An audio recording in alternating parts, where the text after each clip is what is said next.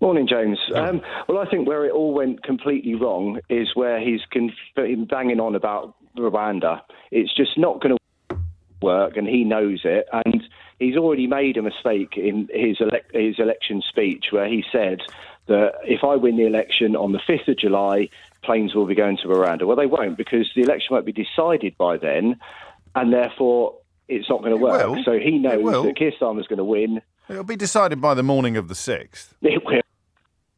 What? Yeah, but he said flights will be going out on the 5th of July. No, I don't think he did. But I mean regardless, I don't think they'll be going that week anyway. The thing about this, and I find this absolutely fascinating, because I'm obviously like you.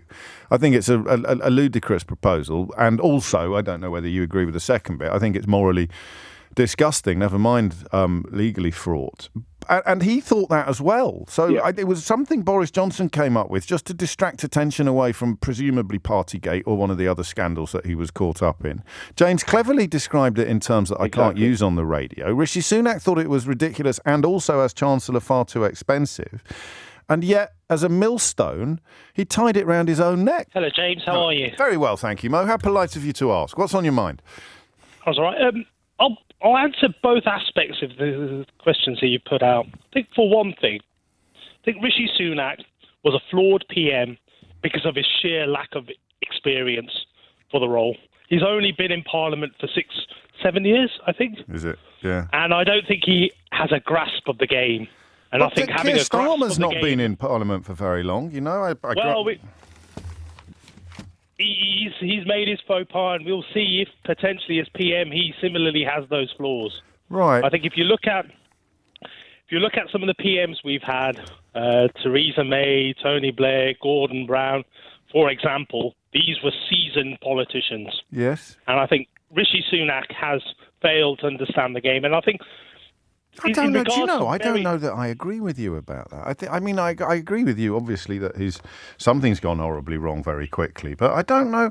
I mean, what would have been different if he'd had more experience? What? I mean, because I'm thinking about the things that he's fallen over.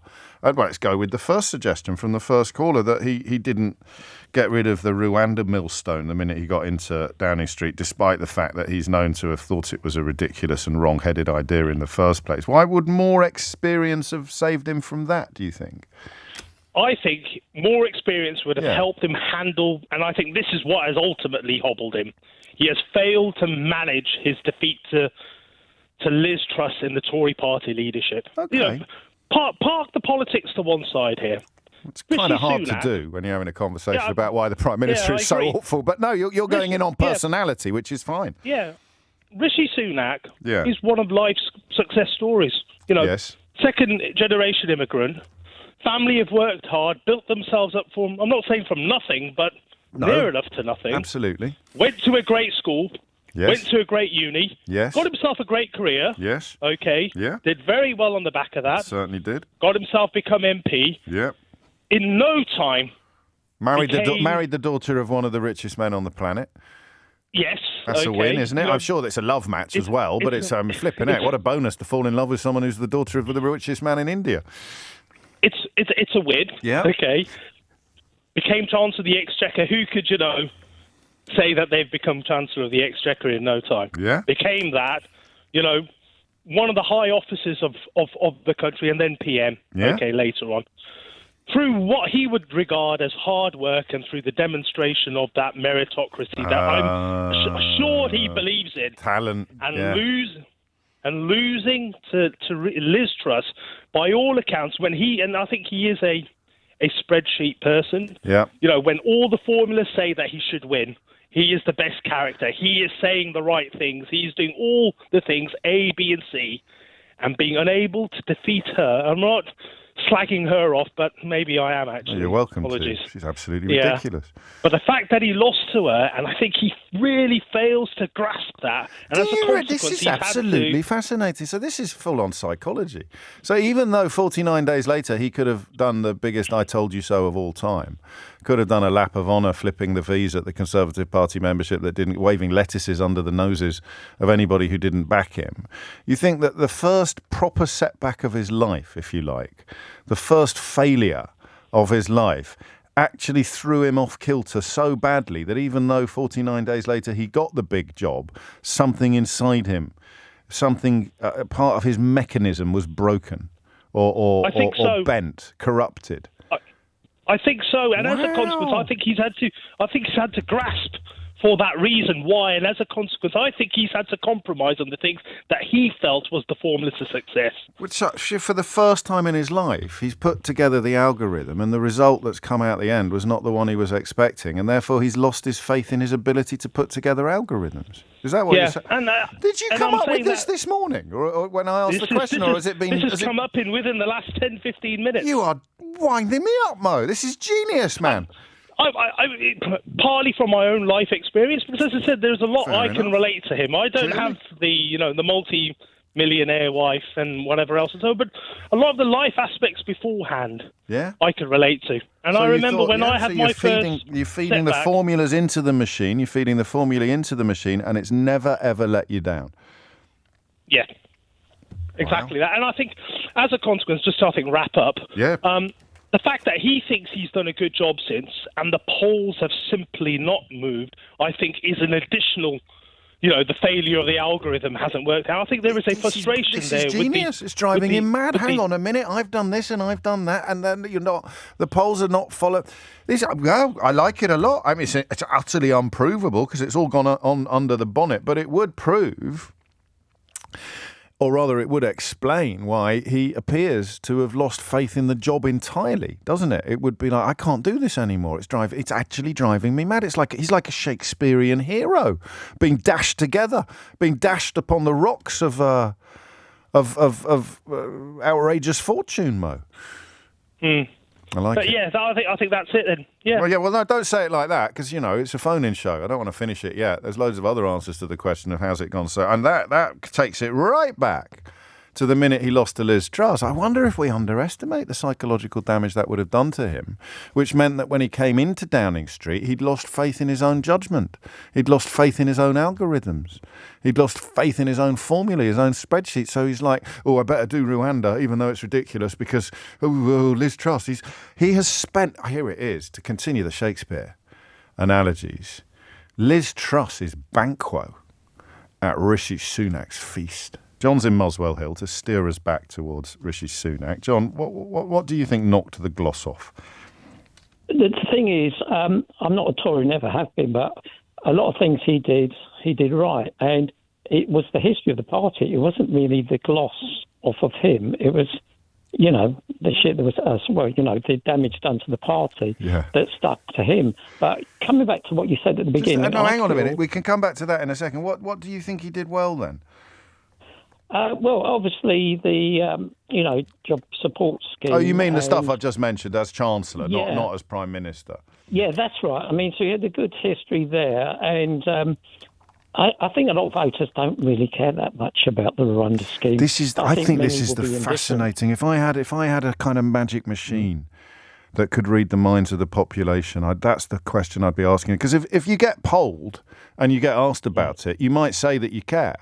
Do you see what I mean? Yeah, it's why polls are correctness. Precisely, or the opposite. You might think, that's right, those bloody small boats. But when you go home, that's not what you're talking about or worrying about. You're worrying about your energy bills or your GP appointment or putting food on the table.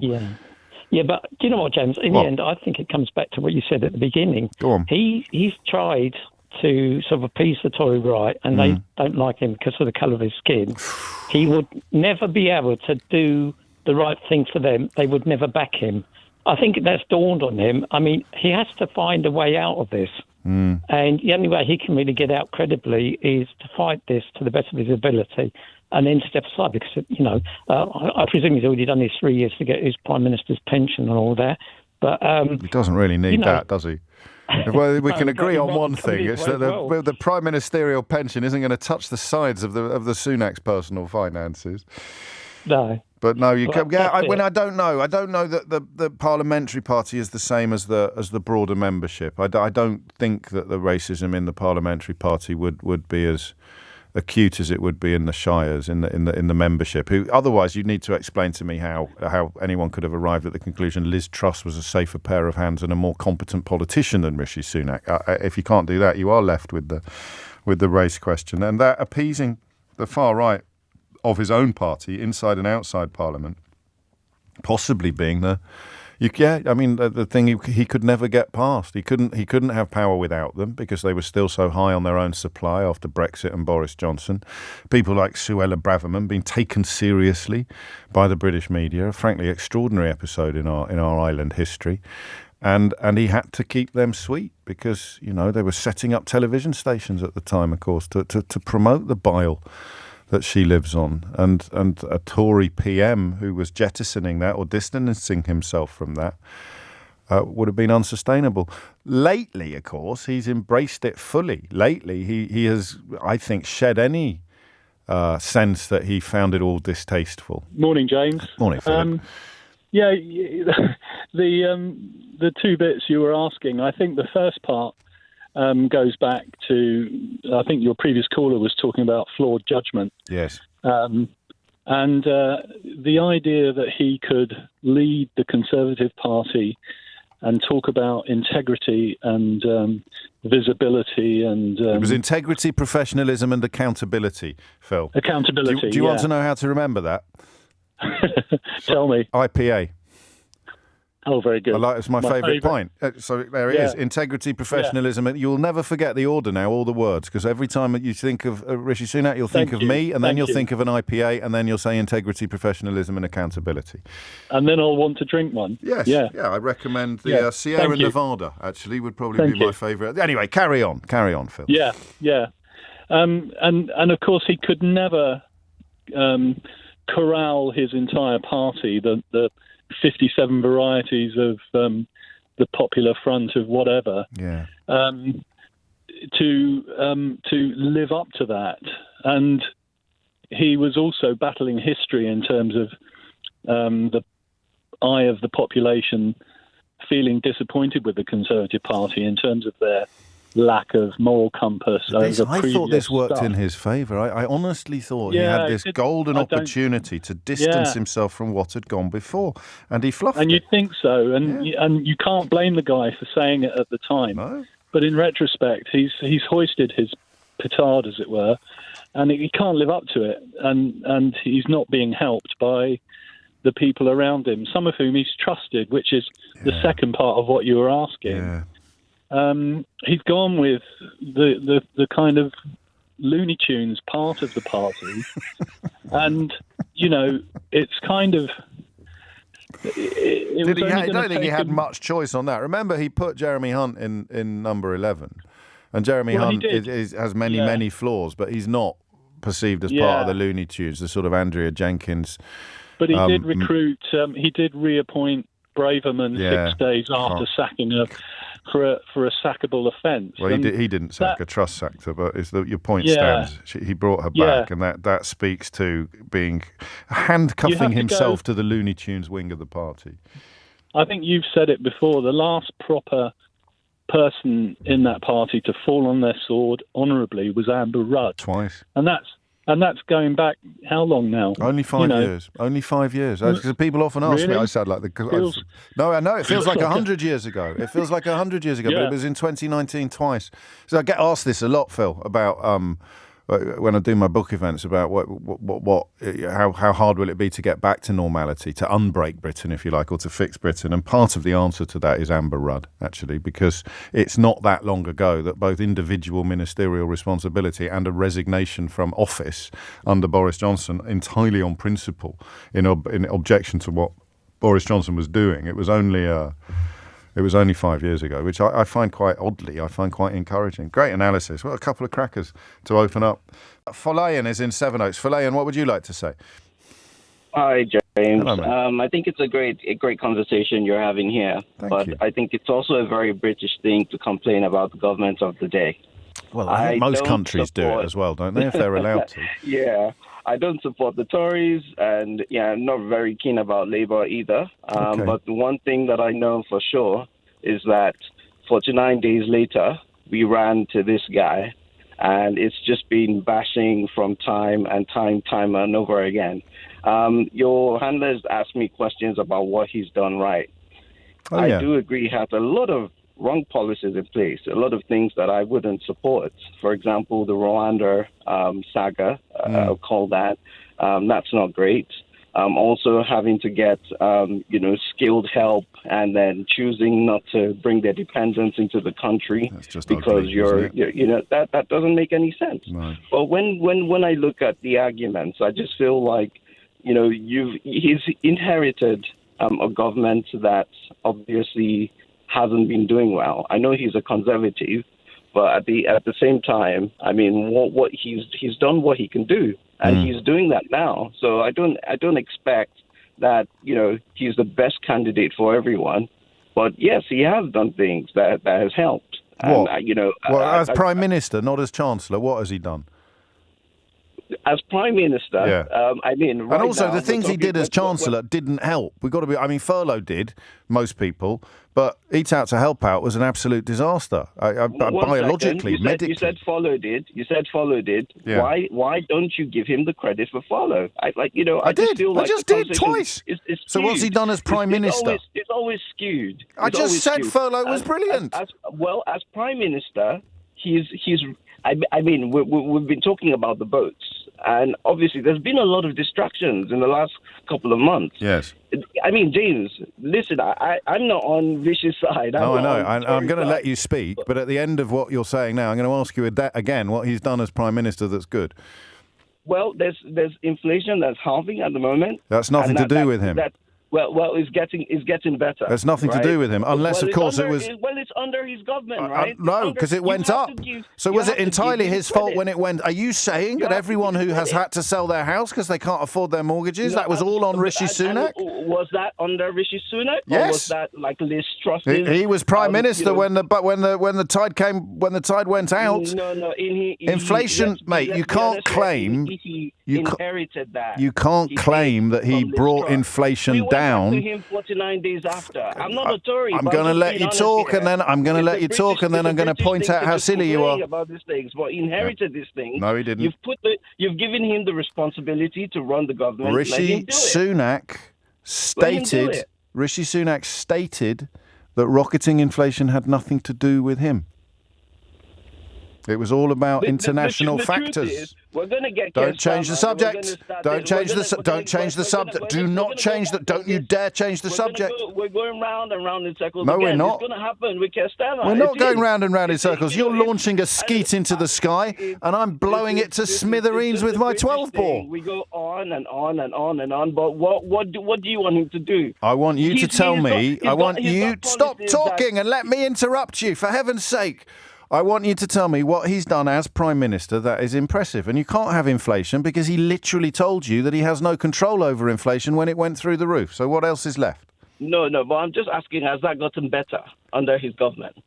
No, I'm asking what he's done that you celebrate, not what has happened. You might as well talk about the weather, although that obviously hasn't worked out for him very well this week either. So, wait 1 second. I'll just give you a quick explanation on how it affects me personally. No, you won't. Right? You will tell me what he's done as Prime Minister that we should all be celebrating. But that's what I'm trying to explain, right? Well, you're not doing a very good job. I'm going to give you one more chance. I'm late for the break. Look at the support for Ukraine, for example. Yes. That's happened. Yes. Right? That's one. Look at the fact that, personally, I'm getting more money because of the reduction of NI. That's happened under his government. There you go. You've got one. We got there in the end. A reduction in national insurance. Why didn't you just say that in the first place? We could have spared everybody all that toing and froing. A reduction in national insurance. Vote Sunak.